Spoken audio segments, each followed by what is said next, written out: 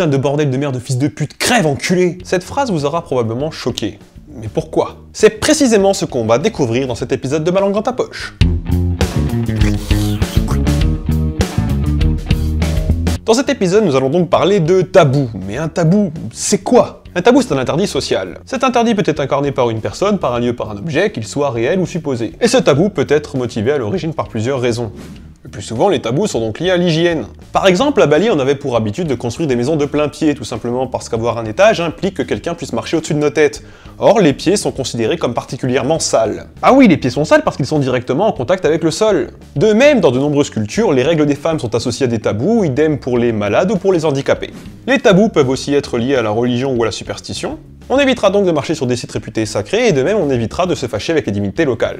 Et pour terminer, les tabous peuvent être aussi liés aux parties génitales ou par extension au sexe. On retrouve ici des classiques comme l'inceste par exemple, ou tout simplement le fait de montrer ou de désigner les parties génitales. Certains tabous peuvent être liés à plusieurs catégories en même temps, et d'ailleurs certains tabous font aujourd'hui partie d'une catégorie alors qu'à la base ils faisaient partie d'une autre. On a par exemple de nombreux tabous alimentaires liés à la religion, mais qui étaient autrefois liés à l'hygiène. Les tabous sont en fait à l'origine toujours motivés par quelque chose d'essentiel, la peur, et plus particulièrement la peur de la mort. En effet, on a peur d'être puni par Dieu ou par les éléments, et on a peur de choper la guigne, on a peur de tomber malade. Et d'ailleurs, on pourrait y attacher tous les tabous associés à l'apparition de la vie, et donc par extension au sexe. D'ailleurs, il me semble important de noter qu'un tabou ne l'est pas forcément pour toujours. Par exemple, l'homosexualité pendant longtemps était tabou en Europe, et elle l'est encore plus ou moins dans certaines sociétés. Idem pour la pédérastie. Pourtant, que ce soit l'homosexualité ou la pédérastie, ce sont des choses qui peuvent ou qui ont pu être acceptées dans certaines cultures, si elles ne sont pas considérées comme parfaitement normales. Idem pour le fait de tuer un autre homme. Dans nos sociétés, c'est considéré comme quelque chose de barbare, et pourtant, dans certaines conditions, on a le droit, comme en cas de guerre ou lorsque c'est la justice. Dans certaines cultures, ce tabou est en fait beaucoup plus souple. On a par exemple le droit de tuer quelqu'un en fonction de sa religion,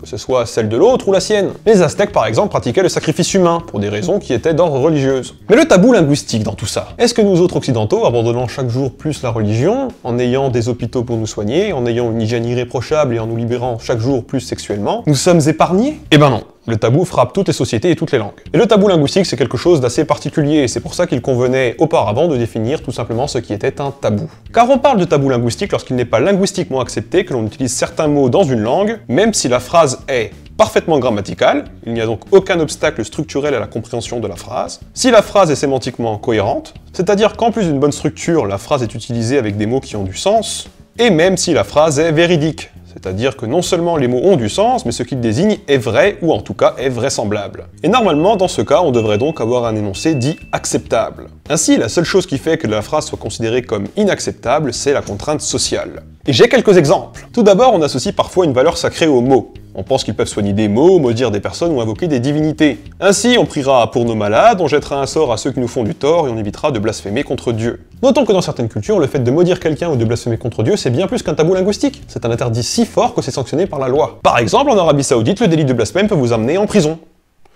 Voire même pire. Et d'ailleurs, la valeur sacrée des mots se retrouve dans beaucoup de films. Bloody Mary. J'ai deux exemples intéressants, et en plus ils sont tirés d'une œuvre de fiction que tout le monde connaît, et ils illustrent assez bien, ma foi, ce qu'est le tabou linguistique. Personne ne t'a demandé ton avis.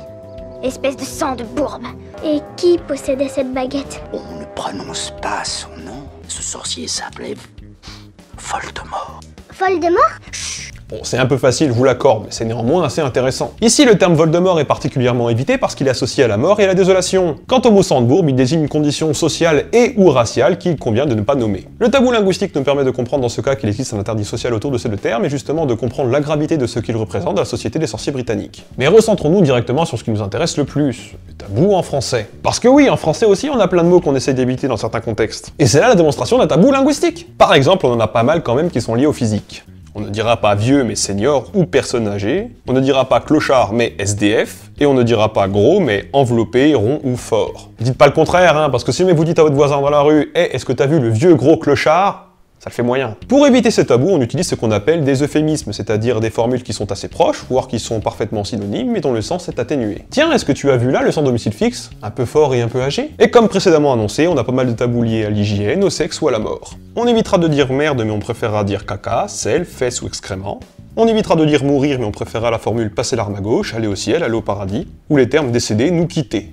Pour baiser, on préférera dire faire l'amour, coucher avec, dormir avec, voire le terme consommer. Mais alors, me diriez-vous, pourquoi faire une vidéo sur ce sujet? Eh bien, le tabou linguistique est intéressant et ce pour plusieurs raisons. Tout d'abord, les mots qui sont associés à un tabou linguistique sont évités dans certains contextes alors qu'ils sont réutilisés dans d'autres. On pourrait d'ailleurs par exemple parler des insultes. D'ailleurs, c'est même ce sur quoi souvent les insultes reposent. Elles renvoient à un interdit, que ce soit une condition sociale jugée peu favorable ou méprisable. Que ce soit l'hygiène, que ce soit le sexe, que ce soit la mort, que ce soit la maladie, que ce soit même la religion d'ailleurs. D'où la phrase du début de l'épisode, « Putain de bordel de merde de fils de pute, crève enculé !» Ensuite, certains mots sont si souvent évités qu'ils finissent soit par disparaître, soit par perdre un de leur sens. En français, le mot con désigne à la base le sexe de la femme, mais il est aujourd'hui cantonné à la simple insulte. Le mot mécréant a perdu autrefois le sens de « personne qui ne croit pas » pour plutôt prendre le sens de « musulman refusant la foi chrétienne ». Ce qui le range dans la rangée des insultes blasphématoires. Le mot nègre, ayant aujourd'hui une connotation péjorative, est évité bien qu'il ne se réfère à la base qu'à la couleur noire. Notons que pour ce dernier exemple, le mot noir est aussi évité, et pour cela on utilise un autre subterfuge, l'emprunt. Car emprunter, cela permet, tout comme l'euphémisme, de contourner l'interdit linguistique. Le mot noir, par exemple, est remplacé par black. On n'est plus noir, on est black. Et le recours à l'emprunt permet de contourner plein de tabous linguistiques comme ceux qu'on a évoqués précédemment, par exemple la mort. Il est dead sera une formulation atténuée de il est mort.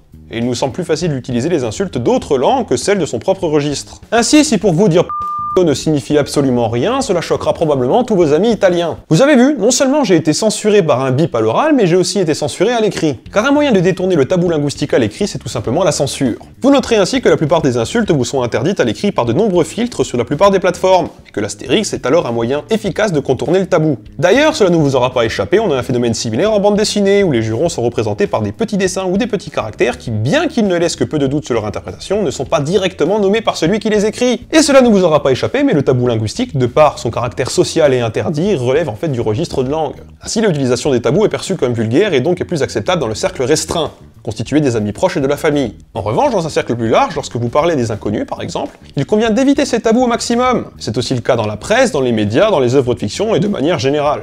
Enfreindre ces derniers peut conduire au scandale, et cela ne sera pas sans vous rappeler les interventions de Bukowski à la télé ou celle de Gainsbourg par exemple, encore célèbre aujourd'hui, les deux artistes n'ayant alors pas hésité à s'asseoir sur la bienséance et à piocher dans les vilains gros mots pour exprimer leurs pensées. À contre-courant de ces deux énergumènes, on trouve le tabou dit social ou d'étiquette. Il s'agit tout simplement des tabous liés à la politesse ou liés à la flatterie, dans le but de cerner quelqu'un. Ainsi, on appellera professeur un employé de l'éducation nationale dont on ne connaît pas vraiment la fonction, et idem pour un agent de police que l'on appellera volontiers commissaire. Ainsi, en prenant les fonctions les plus prestigieuses et les plus hautes de base, on s'assure de ne pas entacher les relations avec la personne en face. Parce que ça le fait quand même vachement mieux de donner à un mec le grade qu'il n'a pas plutôt que lui retirer celui dont il est fier en fait. Ce tabou implique également qu'on va avoir tendance à transformer des métiers jugés plus prestigieux pour les transformer en quelque chose de plus savant. Une caissière devient alors une hôtesse de caisse ou un concierge devient un technicien de surface. Ce tabou est alors à l'origine même de ce qu'est les formules de politesse, que ce soit le vouvoiement ou que ce soit l'utilisation de titres comme monsieur, madame, maître, votre excellence, votre éminence, etc. C'est le même tabou qui fait que lorsque vous êtes au restaurant, le serveur vous appelle monsieur et vous traite très bien. Il est très gentil avec vous, il est très cordial, il est très respectueux.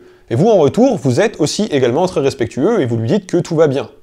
Et cela même si le mec est un sombre connard, et même si vous pensez que la cuisine est dégueulasse. Et d'ailleurs, vous ne le payez pas! Vous lui réglez sa note. Pour conclure, le tabou a plusieurs origines et plusieurs fonctions. Mais il est alors indissociable du tabou social, duquel il est tout simplement la manifestation orale. On notera que la peur de la mort ou la peur du divin est particulièrement ancrée, mais plus que la démonstration de ces peurs, le tabou est en fait quelque chose lié au registre. On respecte un tabou avant tout pour parler correctement, parce que le transgressé est perçu comme sale, comme irrespectueux ou comme vulgaire. Ainsi, respecter un tabou fera de vous quelqu'un de poli ou quelqu'un d'insolent. Le tabou est linguistiquement important pour plusieurs raisons. Tout d'abord parce qu'il donne une valeur ajoutée aux mots. Normalement, si une phrase est grammaticale, si jamais les mots ont un sens et que le tout forme un énoncé cohérent, on dit que la phrase est acceptable. Le tabou linguistique en fait vient apporter une légère modification. La phrase n'est acceptable que si les mots eux-mêmes, en plus de leur sens originel, ne sont pas associés à un interdit social. Finalement, le tabou est quelque chose d'important parce qu'il permet de régler certains problèmes en linguistique comparée, mais ça on en reparlera plus tard.